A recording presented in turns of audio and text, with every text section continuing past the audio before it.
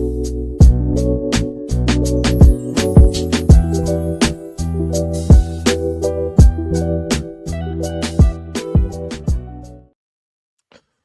back to another fantasy show. Saturday, day 3 NFL Draft Rookie Mock, brought to you by Pepsi Jardiance, Shoney's, and Nugenics. I got my guy Pete with me today. Pete, how we doing? Doing good, man. I always get so confused sometimes when I join a rookie mock on my phone. I never see it on my laptop, so I got to try to find this. Oh, rookie mock for charity. There it is. Got Yeah, it. It's funny what sleepers like. You want to be on mobile for 95% of the sleeper experience, and then they just randomly have a couple of things that are just way better on the desktop. Doesn't make any sense. You got to figure that out. Yeah, so you and I just did a show, Risers and Fallers, the hottest new show in fantasy football right now. And one of the pieces that we waxed poetic about was Judkins to the Rams or to the Browns, and they just take fucking Dylan Sampson in the 4th round here, driving me absolutely nuts. Do you have any Dylan Sampson thoughts before we kick this bad boy off? I actually am not a big fan of Dylan Sampson. So I'm not overly concerned about it. I think he I don't know. Tennessee has produced so many kind of running backs like this where I'm not super concerned about it. I would still feel comfortable with Judkins. Yeah, likewise, because I just feel like this cancels Sampson out. I just don't think he's the caliber of player that he is. So we'll see. Let's shout out the chat here, and then we'll kick this bad boy off. Slashy giving us the middle finger per usual. And Kyle said, Chuck, how about those Houston Cyclones? Kyle, I know you're not here to show me up again today. I'm too hungover for that bullshit. I had a beer, a glass of wine, and a glass of bourbon out last night, and I would alternate sips every time that they mentioned Shedeur Sanders' name. And I woke up with more clothes than I went to bed with on. So, all right, we're doing a rookie mock here today. Let's kick things off here. And with no further ado, let's start the draft. So, Pete, you took 1-8 in this mock. Why is that? I like getting in the middle. That way my pick can, I'm not, when you start in the front of the draft, like there you go, Genty, Hampton, it's a lot of the guys you'll see, but at least at the 108, it'll allow me to kind of put a little more thought into it. Yeah. A little more of a tougher decision. Yeah, I like that. Kind of like, those first 5-6 picks are like autopilot, and we are the rising content creators in the fantasy football world. We got to kind of, flex our muscle a little bit with these late round picks. I kind of did that too at 6. I'll be interested to see what ends up happening here. Yeah, no doubt. So let's talk some more. We got some more breaking news here that all kind of happened as we're, Scadaboo to the Giants. What does this do for you? I love the landing spot for Scadaboo. I'm not gonna lie. When you look at Tyrone Tracy, right, like his pass catching was a big deal in his game, but Scadaboo was one of the better pass catchers in college last year. So I think it's a really, really nice spot. And it's stock down for Tracy for sure. Yeah, it's definitely a little bit of a cap just because you really didn't want them to bring in somebody that could take those dirty work touches, and they brought in the dirty work touch guy. So, they did try to make – this is another team, where they tried to address the offensive line, and I'm just not sure how much they did. They added depth pieces to it, but as far as kind of like the top-end talent that you want to have a good offensive line, they are – severely lacking it. So just kind of a recap here. I'm on the clock now. First 5 picks: Genty, Hampton, McMillan, Travis Hunter, which is an interesting one at 1-4, but I guess I think it does make sense. And then Cam Ward goes at 1-5 here. So there's a lot of fun guys on the board, but I'm pretty high on this dude. So I'm just going to put my money where my mouth is and give me Judkins here at 1-6. Feels nice. Yeah, we just talked about Judkins, right, on our episode that's going to drop. By the way, there was a question if this is tight end premium, and it's not, right? Is it tight end premium? No, right? Since I didn't take a tight end, we're going to go with no. We're gonna go with no tight end premium on that one, and that's Graphic asking from the 10th spot in the draft, which is funny. So there you go. He's bouncing back and forth here. Yeah. So I'll let you make your pick, and then I've got a question for you. Yeah, so this is tough, right? I think the obvious is to go Tyler Warren or Loveland here. Call me crazy, like I maybe it's too high to go Trey Harris, but I'm probably not taking Igbuka as well. It really is team dependent here. Yeah. But I feel like if I'm concerned about Warren not having a good year one and Burden not having a good year one, I'm just going to take the best player off the board, which is going to be Emeka Igbuka. So I'll go Igbuka there because the guys ahead of him with Burden and Warren, I mean, those are guys that are likely not going to produce year one anyway, which is the concern with Igbuka. So That's right. I'm putting the Bucks hat on for that pick. I love it. I loved it in the moment, just because I love being spoiled. Jason Light, he just like, if you have a strength, he's going to triple down on that strength so that the gap is bridged from one generation of players to the next. And, is that going to get us to the NFC Championship game? I'm not for sure. Hey, buddy, want to come say hi on a live stream? You haven't been on a live stream in a while. Say hi to the crowd, buddy. he looks aggressive, man. He's a monster this month. You got a leash on that thing? Oh, that's what she said. He's, I guess he is in every show. I don't know why I'm making such a big deal out of it, but when the mascot comes alive, it's a better story. So what I wanted to ask you was, do you ever see a scenario where Travis Hunter is the wide receiver one in Jacksonville? I don't. I just don't. I like Travis Hunter, but Brian Thomas Jr. People will say, well, who was a better prospect coming out, Travis Hunter or Brian Thomas Jr.? I think both guys were comparable at the wide receiver position, right? Travis Hunter was just a unicorn because he plays defense and offense. It's nothing against him, but I think both guys were a little bit raw. I think route running wise, I think Travis Hunter could be a little bit better there well. I mean, he could. I mean, but again, if he's going to mainly be playing offense, it gives him a chance to really focus on his craft there. But yeah, I don't see a world where that happens. Yeah, that's kind of the only part of it about his game, right? Is like he's a freak athlete, incredible separator, and he's awesome. He's an awesome at the point of attack, but he just doesn't have the route tree that some of these other guys do coming in because he hasn't developed it. It makes sense. So I think we might have talked about that a little bit on our Risers and Fallers show. But yeah, I was just interested in that because I posted a very, very monotone YouTube short yesterday that I showed you where I kind of said that was my concern for him is that he'll be the Jordan Addison to Travis Hunter's Justin Jefferson, or Brian Thomas Jr.'s Justin Jefferson. And people said I lost all credibility right to begin, which I'm not sure if I went into that segment with any credibility, as it's not really my jam. But I guess he said I lost it with saying that. Yeah, I mean that's the problem. Like I like Travis Hunter a lot. I just think he becomes a very polarizing topic, and he's going to be a guy similar to Luther Burden. Luther Burden is going to be a guy that we argue about consistently because of how many people are so heavy on the Bears wide receivers, So, by the way, you might want to mute the clock there so we don't have to hear when. Oh God, is that going through your alls? Okay, cool. It actually might be on my side, so let me mute mine too. Yeah. So let's just recap the first round here. We don't have to give it's pretty chalky. We did the first 5. So the last round you go with Henderson, which was a great pick. And then Ibuka, Caleb Johnson, Golden, Warren, Burden. It feels to me like you're not going to see anybody else slip into that for most of these drafts unless it's tight end premium. That feels like a pretty set first round. Does Trey Harris sneak in there, who I like a lot potentially? Do some of these other guys sneak in there? I'm not quite sure. Could you see some other names going at that maybe 10, 11, 12 range? I mean, I'm taking Trey Harris over Luther Burden. I don't see why I wouldn't. I don't think they were that far off as prospects. I think Luther Burden, had more of a higher, a better year at his peak in college. But I think Trey Harris, both guys have some refinement to do in their game, and Trey Harris has a much better runway in an offense that's way more stable. And we'll see if. I mean, granted, I'm high on the Bears' offense. I think it'll get better, but we haven't seen it yet. Yeah, it's going to be interesting. I guess I would ask you, do you see a scenario where Trey Harris is the wide receiver one for the Chargers at any point over the next 2 to 3 years? No, I don't either. I think you might want to. Oh no, I was doing it and I got caught.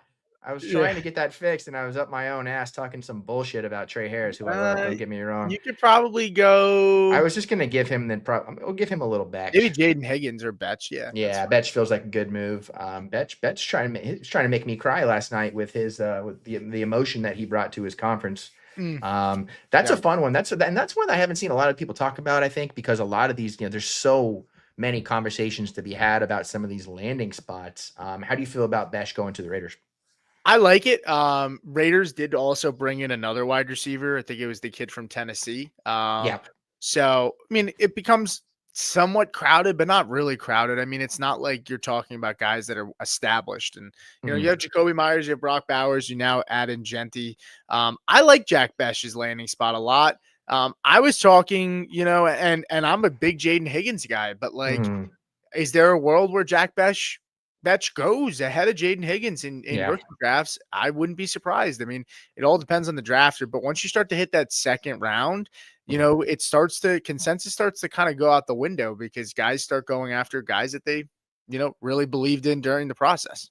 Yeah, that's gonna be very well said. And that's kind of what it's going to end up coming down to is kind of, a guy with the potential to be the wide receiver one on his team versus wide receiver two on another team. But who I'm so curious what this offense is going to look like with Chip Kelly at the helm, but you have 34-year-old Geno Smith coming in.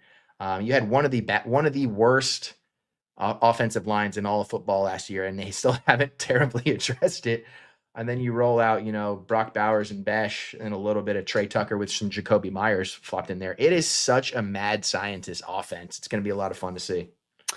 Yeah, I think the offensive line doesn't get as much credit. I don't think they're that bad. I think they're Mhm. I think they're probably like 16 to 20, right? Like Mhm. that range, like below average. Their run To blocking average. brings them down pretty significantly, but the Yeah. pass blocking, if you're gonna be somewhere, is where you want to be. Yeah, I can see that. By the way, so Kyle Williams goes off here. Mm, Um, if it was me drafting, I would have probably I would have taken Kyle Williams over Betch. yeah. And I would have taken him over Jaden Higgins. Mhm. Um, I think Cam Scadaboo is a really nice pick here. He goes to the Giants. Nice. We talked about Mm, Scadaboo a little bit, but I mean at the 208, like mm, I would be very happy to get Scadaboo, who I think yeah. is going to be in a pretty a really nice workload. I think he'll get. I think Mm. I'm projecting and hoping for about 150 to 200 touches year one. And he's a guy that I think you can give that to and not have to worry about. Yeah, that's gonna be one that I wonder what, once late August rolls around, what's his ADP actually gonna look like compared to how we're all reacting now. It's gonna be fun. Yeah. So I'll put you in a under a spotlight here. So Trey Harris at 2-1, Colston Loveland at 2-2, Besh at 2-3, Dart at 2-4, Harvey at 2-5. If you have any of those spots 2 through 4, are you taking Harvey over any of those guys? So go back for me here. So from Harvey basically from Harvey to anybody behind him, or are we talking Yeah, best as well? first half of the top of the second round. So Trey Harris through Harvey. Are you taking Harvey over any of those first four guys? Chicka chicka. I would take Harvey over Betch. Yep. I would say he's right behind Betch. I think Mm, Harvey's going to be steamed up pretty high, and yeah. I'm going to have to temper myself as well. I think Matthew Golden at 110 should be probably pushed back. I would consider Harvey over Matthew Golden. Yeah. But I think right behind Trey Harris is fair. I mean, yeah, and I would say Jackson Dart. I'm definitely taking just because of how valuable the quarterback position is in Superflex. Yeah. But I would say, yeah, I'd say Harvey over Jack Betch for sure. I'd say Harvey over Golden. I'd say Harvey over Luther Burden, which would probably put Harvey somewhere around the 2-2, which I think is Mm. pretty fair. I like it. That's pretty you're really taking your heart out of it, which I appreciate. I know that's not easy for you to do on draft weekend. The Yeah. Broncos are doing exactly what you wanted them to do too. Speaking of the Broncos, they just picked Quay Robinson, edge out of Alabama. So Mm. second edge that they've taken so far. Man, you guys are just stacking them up over there, aren't you? See, that's strength on strength on strength, man. I love that. Yeah, I don't mind drafting. I know sometimes people say you draft for need yeah, and stuff like that, but there's something to be said about the trenches when you draft on Yeah. strength. You can never have too many guys, big guys in the trenches on offense or defense. No, especially when, it's payday for some of those guys and you've got one in the hopper and you can, operate 80% of that, maybe 90% even for some of them of that production on a rookie contract and let those guys float elsewhere. I mean, the Eagles, they every offseason, an Eagles defensive lineman gets a huge contract from another team and they don't take a step back. That's why they've been so good year in, year out. Yep, they're always good at just replacing. They're Yeah. always good at just staying ahead, and when you draft so well, you can take those luxury picks of drafting on strength, right? Like, Mhm. that's just the benefit. Yeah. So go ahead. What's getting tricky here is for the two auto drafters we have, trying to figure out how to give them somebody without fucking over my own team for guys that I want. Because now I have to start projecting a little bit as opposed to what we're actually working with. So where are we in the draft? Who's Yeah, going there? Royals. So Jalen Royals just went to the Yeah, Chiefs. that's interesting. Solid spot. We Yeah. we did talk about Dylan Sampson. I think Hmm. this is a fair place for him. Maybe Yeah. Woody Marks at a USC goes to the Texans, who I actually really like that. Mm. I really like that landing spot for him. And then you have Jaquez Hunter going to the Rams, who I'm not as high on. Then you see Trevor Etienne, who goes to the Carolina Panthers. I'm not super high on Trevor. I Yeah. wasn't high on Trevor Etienne as well, but the Woody Marks to the Texans is interesting for me. Yeah, that's gonna be a fun one, and that's one that, I think could have a little bit more buzz sooner rather than later. I know that we've got Joe Mixon penciled in for that, one more year or 2 here, but, they keep banging Joe Mixon into the back of these linemen at the rate that they are. He's not gonna make it to December. Yeah. He's also getting up there in age, man. I Yep. mean, it's hard to expect that he's got much longer. We also, we didn't talk about but Tootin obviously going to the Mhm. Jaguars feels semi-significant just because of how much they like to throw to the running back position. Travis Etienne, I think, has a role because he can catch the football. I Yeah. don't know about Tank Bigsby though. I mean, I know people like him, and maybe this is more of a concern for Etienne because Tootin can catch the football, and maybe you look at Tank Bigsby as a first down banger, a early down Mhm. banger, and Tootin can spell him. But it'll be interesting to see. I Yeah. think we probably need a little more time to think about that one. Yeah, I think so too. I kinda wonder if they're gonna take do you remember at one point last year we had, the Buccaneers had those three-headed monster talks of Bucky Irving, Rashad White, and Sean Tucker was even in there, rushing for 200 yards against the Saints, and people were kind of like, "Oh boy." Yeah, everyone was, yeah, yeah, I all I can do is see things through the lens of what the Buccaneers did, and my inability to come up with any other comparisons, it struggles at times. But yeah, we were talking about this earlier. I know less about how Travis Etienne and Tank Bigsby are going to fit into this offense now than I did even, 2 weeks ago. I'll be interested to see kind of what the stories are coming out of camp and what the scuttlebutt is for some of these guys because you're going to have 3 camps. You're going to have Tootin camp, you're going to have an ETN camp, and you're going to have a Bigsby camp. And who's going to be the loudest is going to be important. yeah. I'm with you there. Mm. I'm listening to you as I'm trying to make my next pick. It's getting Um, dicey. Yeah, I mean, Tyler Shuck is interesting. I Yeah. don't want any of him, but Mm. getting him at the 3.7, who is a quarterback that Hmm. went as high as he did, is Yeah. fair. I'll go with Woody Marks here. I'm fine taking a swing Mm. at a guy that doesn't really have much competition outside of Joe Mixon, who's on a deal that can be moved off of pretty soon and is getting up there in age. Sure. What's going to be really fascinating here is, you know what, I don't want to move on to that thought yet. Let's stick with what you just had. Joe Mixon is interesting because he just doesn't really make sense on their roster. He did maybe this time last year when they looked like a real contender. Defense is coming along strong, but he's really the only player on that team that you would consider above average that is up there in age. So, I would love to see them pass that torch sooner rather than later. Now, that is under the assumption that Marks can step up to the plate here. But Mixon, he's got a lot of touches over the last 4 to 5 years. He does have an injury history, and that they might need to spell him a little bit more than they did even last year. I know that Damian Pierce got some fringe work, but for the most part, it was the Mixon show when he was all right when he was around. Yeah. Yeah, well, I mean, Mixon also kinda slowed down a little bit, Hmm. once he got hurt. I feel like he never really returned to form towards the Yeah. end of the year last year, and that age started to show a little bit, a guy with a lot of Hmm. tread on those tires. Titans, by the way, this is interesting. They take Alec Manor, Mm. out of Stanford, who a lot of people had touted really high.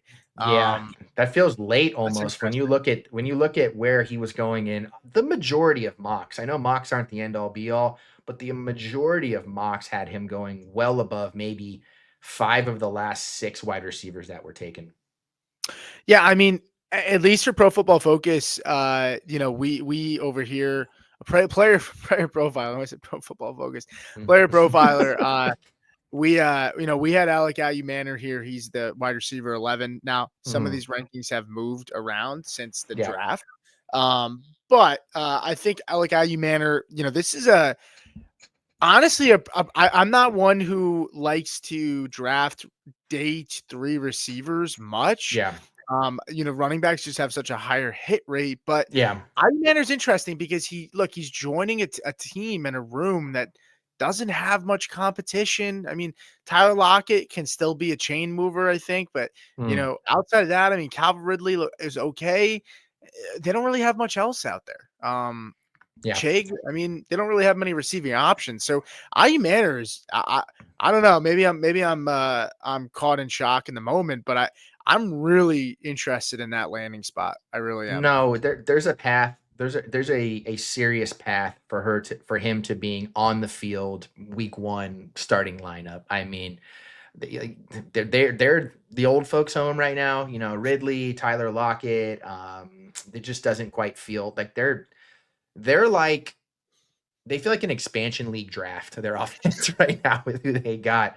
It's pretty nuts, but Cam Ward can be a floor raiser. They do have a nice running back room, and the defense played really well last year. So it's a team that, if they make the right decisions, is going to be I'm going to feel a lot better about them. I want to see what Brian Callahan really can bring to the table, because, I still, even in these, these Cam Ward projections for him going to Titans, all I kept hearing was, of Callahan's success with quarterbacks in the past. Are we crediting him with Joe Burrow's success? Like, are you kidding me with some of these? Like, what I saw last year was he did not help the offense in any way that I could see.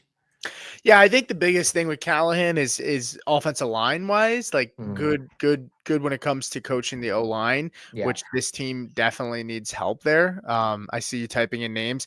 This is the worst thing about Sleeper. The rankings. I mean, look, I understand that like we are just getting here to the we're early in the process, but I mean, some of these names are just, I mean, they could have updated them a little bit and moved some guys up. Do us a little bit of help here, a little bit of favor. I think Jalen Royals, is he? No, he got picked already. I'm scrambling here because I got 39 seconds. And again, it's so hard to sort through some of this. Yeah. This is pretty much where you're just like, who did you love as a prospect that hasn't even gotten picked yet, and then just bank on a home run?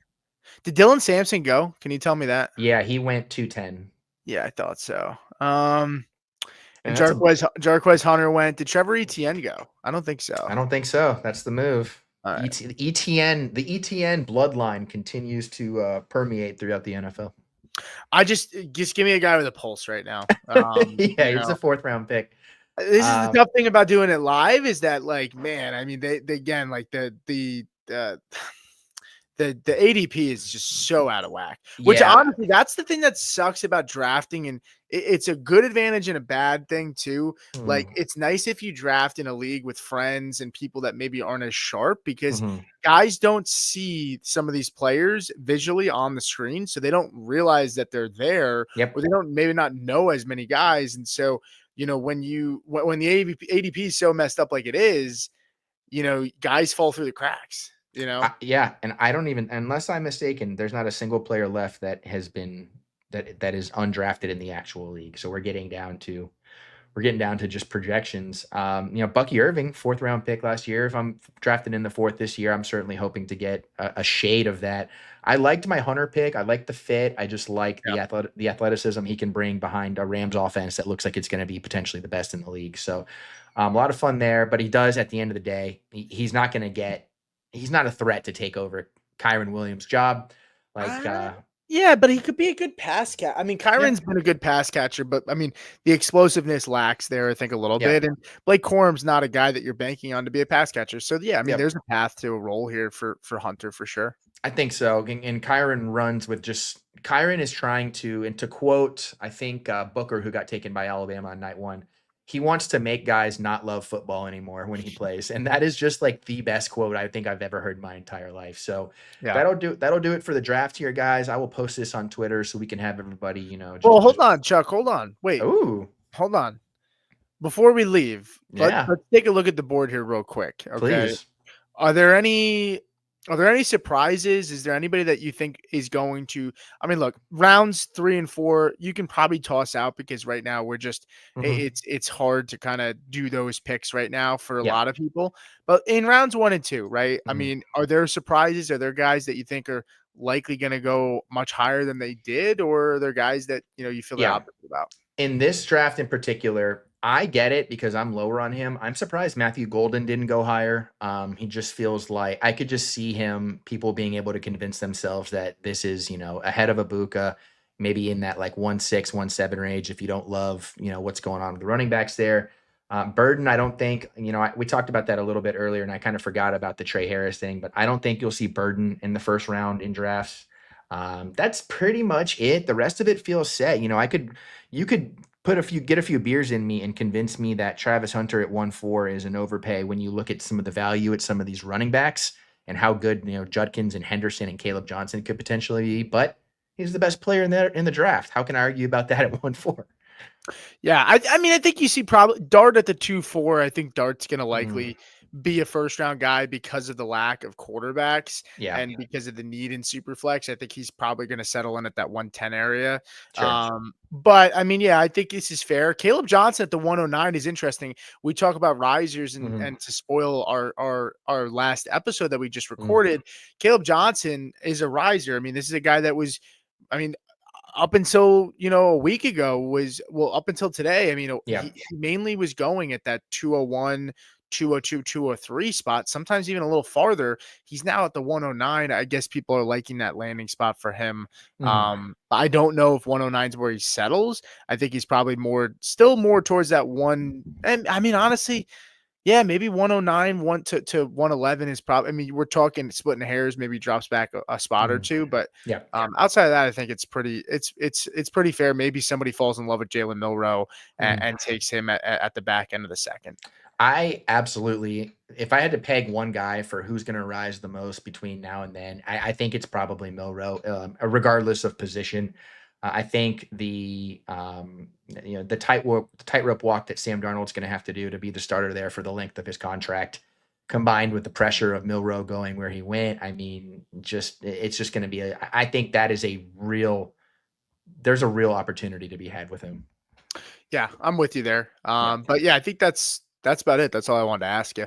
Yep, I appreciate it. I appreciate you being professional and not letting me get us out of here before we even talked about the fucking draft that we just Thanks. did.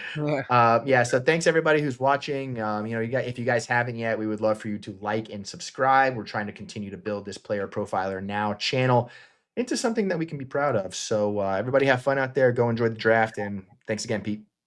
Later.